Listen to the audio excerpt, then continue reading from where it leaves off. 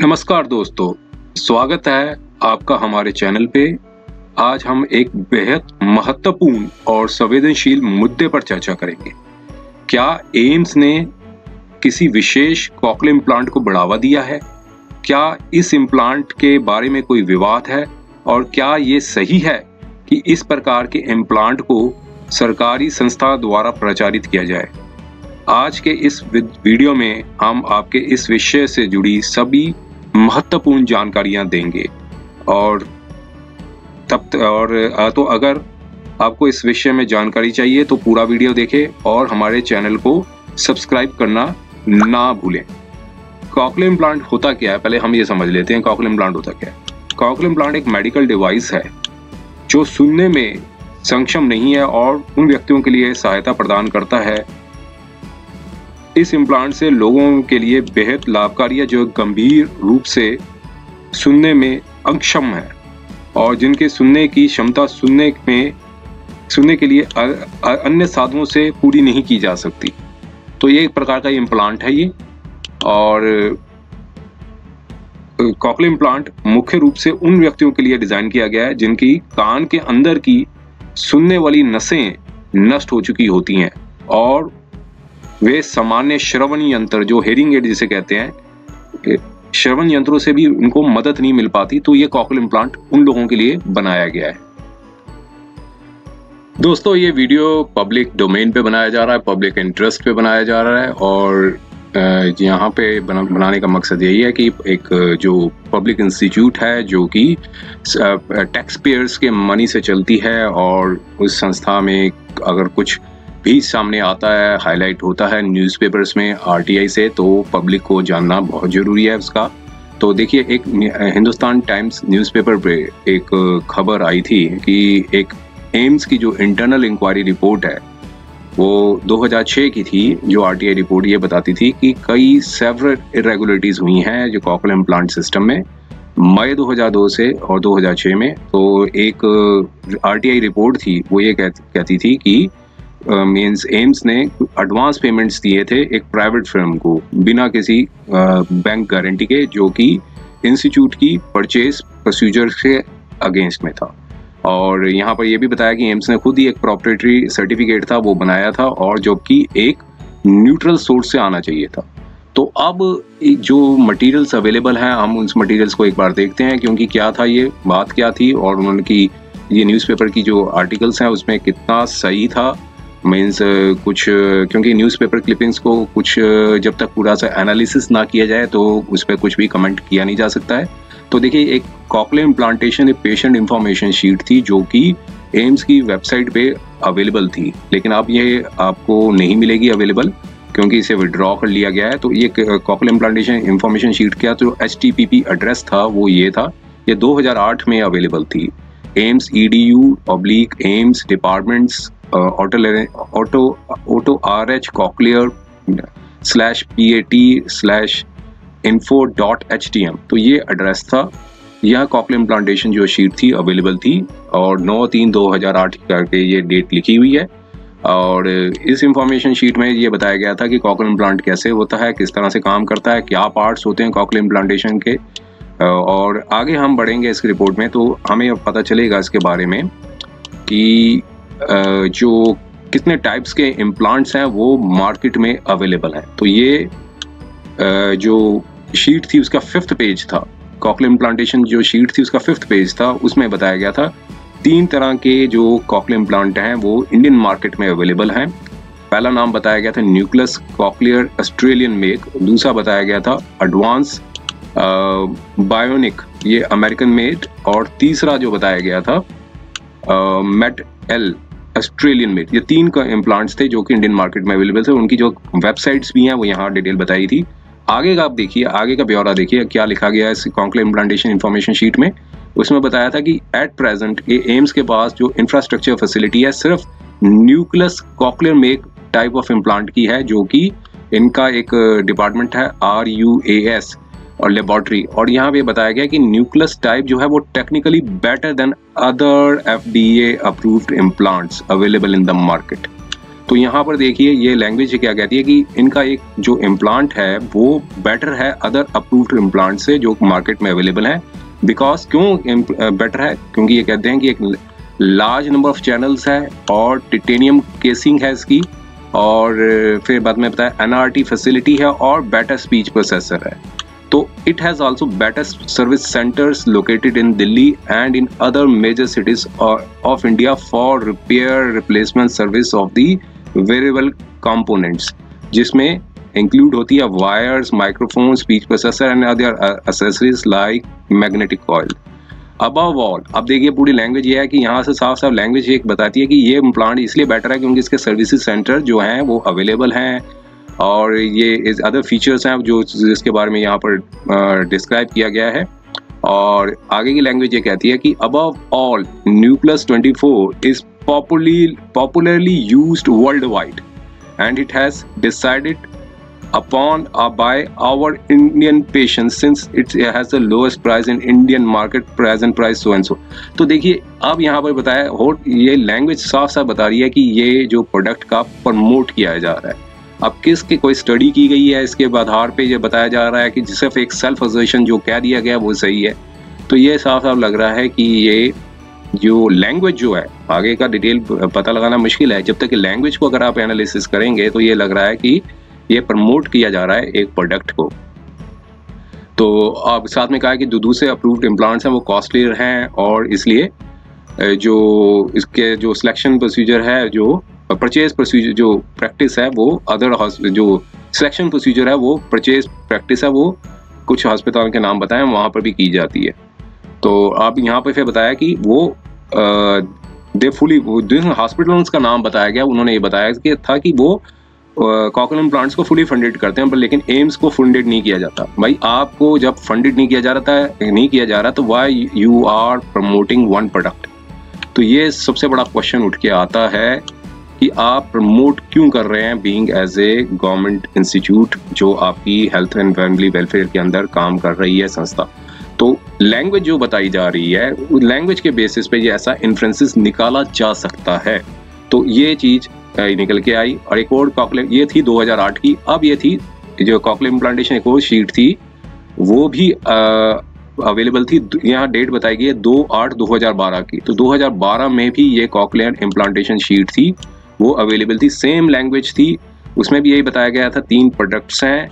और यहाँ पर जो प्रोसीजर था वो भी वही चीज़ बताया गया था कि क्यों ये जो पहला जो इम्प्लांट है वो बेटर है as compare to the others. तो इसका इस बारे में बताया था कि ये जो कॉकलियर इम्प्लांट्स हैं वो फुली फंडेड हैं, बस एम्स फंडेड नहीं है। ये सेम टू सेम लैंग्वेज थी वो इसमें बताई गई थी दोनों प्रोडक्ट्स के अंदर। और अब प्रोक्योरमेंट प्रोसीजर भी बताया गया था कि किस तरह से लेना है, और ये सारा कुछ डिटेल्स थी वो इसमें, इसके डिटेल्स प्रोसीजर था वो इसमें बताया गया था किस तरीके से आप परचेज, मतलब जो कोई परचेज करना चाहे या एम्स परचेज करना चाहे वो कर सकता है। तो क्वेश्चन ये उठता था कि जो इम्प्लांट है वो एक कॉकलियर इम्प्लांटेशन शीट थी वो जो कि अब एम्स की वेबसाइट में अवेलेबल नहीं है। तो वो इम्प्लांट की जो शीट थी उसमें एक प्रोडक्ट के बारे में बताया गया था कि वो प्रोडक्ट जो है वो कंपैरेटिवली बेटर है। तो अब जो अवेलेबल है एम्स की वेबसाइट पे वो है इस तरह का। अगर आप इसका HTML, अगर आप एम्स की वेबसाइट में जाएंगे और ये एक डिपार्टमेंट का अगर आप साइट खोलेंगे इनकी, और उसमें जो डिपार्टमेंट्स में एक ऑटोलैरिंजियोलॉजी का डिपार्टमेंट है, उसमें अगर हॉस्पिटल सर्विसेज के अंदर जाएंगे तो उसमें एक पेशेंट एजुकेशन के बारे में लिखा गया है। और कॉकलियर इम्प्लांटेशन शीट में वो जो इम्प्लांट के बारे में डिस्क्रिप्शन था कि कौन सी कंपनी के प्रोडक्ट्स हैं उसके बारे में अब यहाँ पर वो इंफॉर्मेशन अवेलेबल नहीं है। तो अब जाहिर है कि ये इंफॉर्मेशन शीट थी वो अब यहाँ से हटा दी गई है, क्योंकि ये लास्ट अपडेट किया गया है। ये अगर आप देखेंगे तो ये बताया गया 24 सितंबर 2020 को ये अपडेट किया गया था। तो मींस 2008 में जो कॉकलियर इम्प्लांटेशन शीट थी वो इस प्रकार की थी, 2012 में जो इम्प्लांट शीट थी वो इस प्रकार थी, अब 2020 में जो इम्प्लांटेशन शीट थी उसे हटा दिया गया। तो अब एक RTI डाली गई थी। RTI में ये पूछा गया कि इसके बारे में कुछ क्वेश्चंस थे वो पुटअप किए, और जो इन्फॉर्मेशन भी आया वो भी आप देखें, इस तरीके का इन्फॉर्मेशन जो रिप्लाईज थे वो इन्फॉर्मेशन थी वो प्रोवाइड की गई।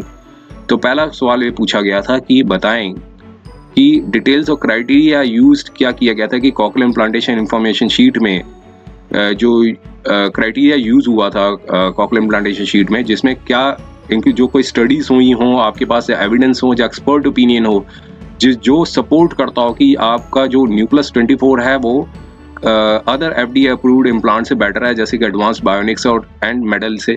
तो यहाँ पर उन्होंने जवाब दिया कि जो एस्टिमेट जो है बेसिक इंफॉर्मेशन है वो हर पेशेंट्स को दी जाती है, जो this is as per the rate contract rule जो एम्स का होता है, वो जो कि रिन्यूड किया जाता है 2 साल तक। तो ये जो है वो मीन्स इंफॉर्मेशन उन्होंने दी थी।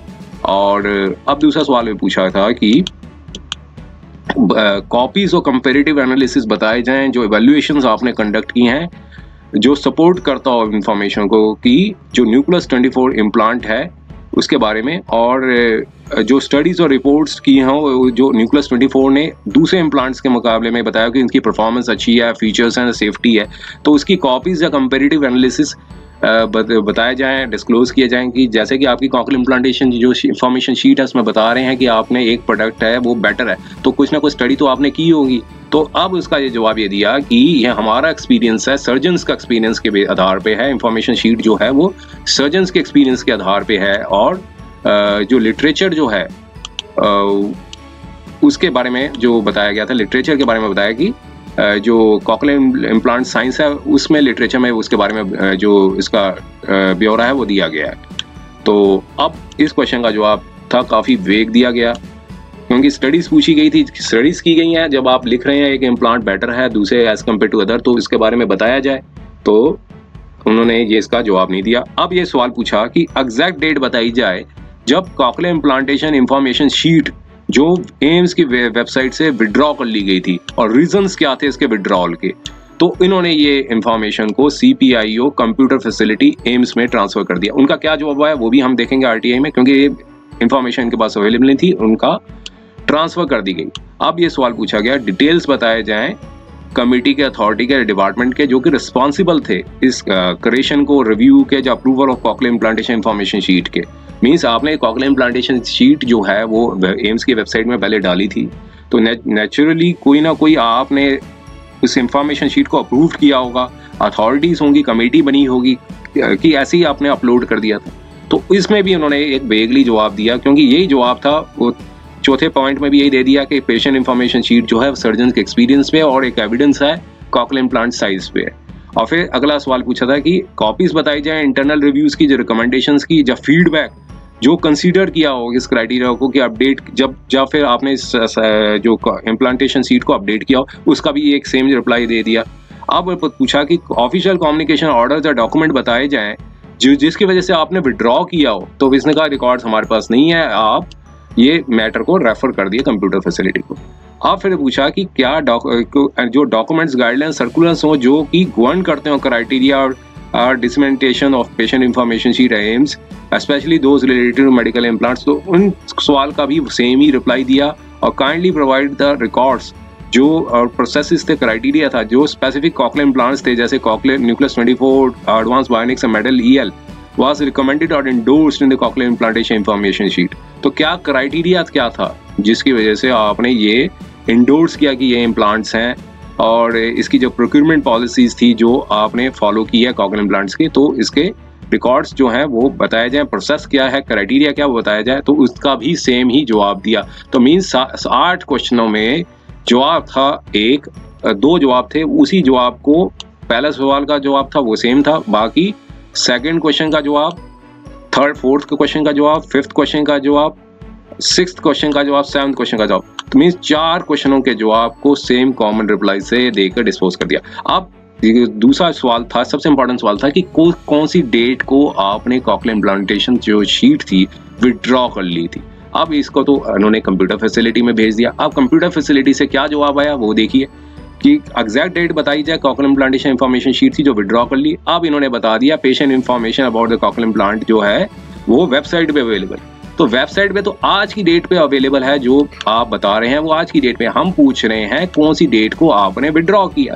आप उस सवाल का जवाब देके वही जो जवाब है एक वेग जवाब देके इस इंफॉर्मेशन को डिस्पोज कर रहे हैं। तो आप इस इंफॉर्मेशन को जो डिस्पोज करने का मकसद क्या है ये वही जानते हैं, लेकिन जो जवाब था वो प्रॉपर नहीं दिया गया कि हम डेट पूछ रहे हैं कि कौन सी डेट को आपने इंफॉर्मेशन शीट को विड्रॉ किया, तो उसका जवाब आपने ये दिया कि अवेलेबल है। अब ये बताया कि कॉपीज बताई जाए कम्युनिकेशंस की, ऑर्डर्स के, डॉक्यूमेंट्स की, जो फिर जिसकी वजह से आपने डिसीजंस को रिकॉर्ड किया कि जिसकी वजह से आपको विड्रॉ करना पड़ा कॉकलियर इम्प्लांटेशन इंफॉर्मेशन शीट का। विड्रॉ का जवाब इन्होंने नहीं दिया।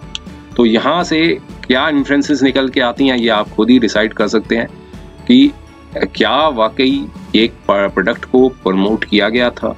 अगर प्रमोट किया गया था तो क्या स्टडी की गई थी, क्या क्राइटेरिया था, क्या प्रोसीजर आपने फॉलो किया था, कौन सी ऐसी स्टडी की गई थी कि ये इम्प्लांट जो है वो better as compare to the other implants. इसका और दूसरा क्वेश्चन था कि आप एक कॉकलियर इम्प्लांटेशन इंफॉर्मेशन शीट है जो वेबसाइट में आपने अपलोड की थी, जो आप विड्रॉ कर ली गई है, कौन सी तारीख को आपने विड्रॉ की, क्या क्राइटेरिया फॉलो किया, क्या कमेटी ने आप डिसीजन लिया, इसके बारे में कोई स्पेसिफिक इंफॉर्मेशन नहीं थी।